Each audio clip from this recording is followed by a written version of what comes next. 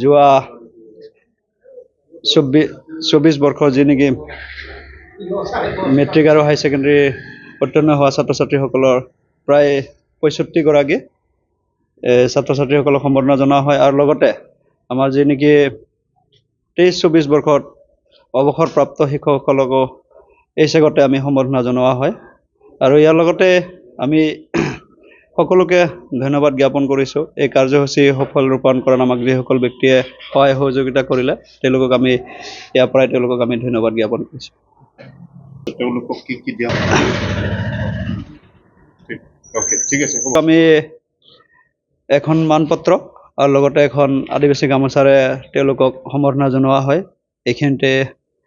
বিশেষকৈ তেনেকৈ কোনো ধৰণৰ আয়োজন কৰিব পৰা নাই, হ'লেও আমি মানপত্ৰ আৰু আদিবাসী গামোচা যি আদিবাসী জাতীয় গামোচা আছে এই দ্বাৰাই আমি তেওঁলোকক সম্বৰ্ধনা জ্ঞাপন কৰিছোঁ। আমাৰ এটাই লক্ষ্য তেওঁলোকক সম্বৰ্ধনা জনোৱাৰ, যাতে তেওঁলোকে অনাগত দিনবিলাকত অৰ্থাৎ ভৱিষ্যত যাতে তেওঁলোকে ইয়াতকৈ ভাল ৰিজাল্ট কৰে তাকে কামনা কৰি আমি তেওঁলোকক সম্বৰ্ধনা জনাইছোঁ আৰু অনাগত দিনতো আমি আশা কৰিছোঁ আজিৰ এই সম্বৰ্ধনা